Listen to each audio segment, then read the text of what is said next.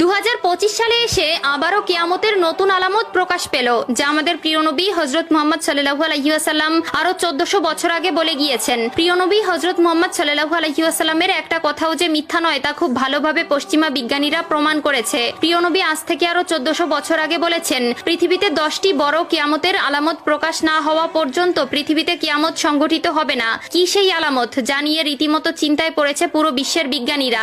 আপনি যদি একজন মুসলিম হয়ে থাকেন তবে ভুলেও ভিডিওটি এড়িয়ে যাবেন না, কারণ আমরা আজকে আপনাদের জানাতে চলেছি প্রকাশিত হওয়া সেই কিয়ামতের আলামত সম্পর্কে। আর আপনি যদি আমাদের প্রিয় নবী হযরত মুহাম্মদ সাল্লাল্লাহু আলাইহি ওয়াসাল্লামকে ভালোবেসে থাকেন তবে অবশ্যই কমেন্ট বক্সে আলহামদুলিল্লাহ কমেন্ট করবেন আর ভিডিওটি শেয়ার করে দিতে ভুলবেন না, কারণ আপনার একটি শেয়ারে আরো অনেক মুসলিম ভাই ও বোনেরা কিয়ামতের এই আলামত সম্পর্কে জানার সুযোগ পাবে। তো চলুন বেশি কথা না বলে শুরু করা যাক আজকের এই ভিডিও। হাদিসে বর্ণিত আছে, কিয়ামত সংঘটিত হওয়ার পূর্বে পুরো পৃথিবী থেকে পবিত্র আল কোরআন উঠিয়ে নেওয়া হবে। প্রিয় দর্শক, কিয়ামতের নিকটবর্তীতার প্রমাণস্বরূপ কিছু আলামত প্রকাশ পাবে। এর মধ্যে কিছু হবে বড় আলামত, আবার কিছু হবে ছোট ছোট আলামত। ইতিমধ্যে পুরো বিশ্বে অসংখ্য কিয়ামতের ছোট আলামত প্রকাশিত হয়েছে।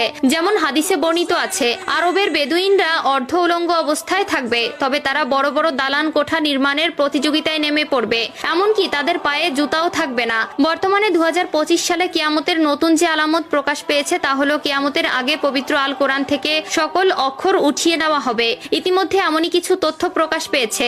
আজ থেকে প্রায় 1400 বছর আগে মহান আল্লাহ তাআলা হযরত মুহাম্মদ সাল্লাল্লাহু আলাইহি ওয়াসাল্লামের উপর কোরআন নাজিল করেন এবং আল্লাহ তাআলা ঘোষণা দেন কিয়ামতের আগ পর্যন্ত তিনি নিজেই তা সংরক্ষণ করবেন। আল্লাহ তাআলা পবিত্র আল কোরআনের মধ্যে বলেছেন, নিশ্চয়ই আমি কোরআন অবতীর্ণ করেছি এবং আমি এর সংরক্ষক। সূরা আল হিজর আয়াত নম্বর 9। কিন্তু এমন এক সময় আসবে যখন মানুষ কোরআন ভুলে যাবে। পৃথিবীতে এমন কেউ থাকবে না যে কোরআন স্মরণ করবে। তখন আল্লাহ তাআলা এই পৃথিবী থেকে কোরআন তুলে নিবেন। এরপর ইসরাফিল আলাইহিস সালাম সিংগায় ফুঁক দিবেন এবং এই মহাবিশ্ব ধ্বংস হয়ে যাবে। রাসূলুল্লাহ সাল্লাল্লাহু আলাইহি ওয়াসাল্লাম বলেছেন, রাতের অন্ধকারে কোরআন মানুষের বুক থেকে উঠিয়ে নেওয়া হবে, এমনকি মুসহাফের একটি আয়াতও পৃথিবীতে অবশিষ্ট থাকবে না। ইবনে মাজাহ হাদিস নম্বর 4050। কিয়ামতের আগে পৃথিবীতে কোনো মুমিন ব্যক্তি থাকবে না। কিয়ামত আসবে পৃথিবীর সবচেয়ে নিকৃষ্ট মানুষদের উপর।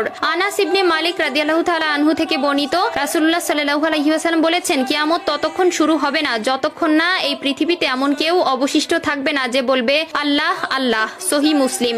অর্থাৎ কিয়ামতের আগে সকল মুসলিম মারা যাবে। আবু হুরায়রা রাদিয়াল্লাহু তাআলা আনহু থেকে বর্ণিত, রাসূলুল্লাহ সাল্লাল্লাহু আলাইহি ওয়াসাল্লাম বলেছেন, আল্লাহ তাআলা ইয়েমেন থেকে একটি মৃদু বাতাস প্রবাহিত করবেন যা রেশমের মতো মসৃণ হবে। যার অন্তরে এক বিন্দু পরিমাণেও ঈমান থাকবে সে সেই বাতাসে শান্তির মৃত্যুবরণ করবে। সহিহ মুসলিম। এরপর আল্লাহ তাআলা কোরআন পৃথিবী থেকে উঠিয়ে নিবেন এবং মানুষের অন্তর থেকে পৃথিবীর সব মুদ্রিত কোরআনের পাতা থেকে সব অক্ষর উঠে যাবে। যারা একসময় কোরআনের সূরা বা কিছু অংশ জানতো কিন্তু তারা ঈমানদার ছিল না, তাদের অন্তর থেকেও সব মুছে যাবে।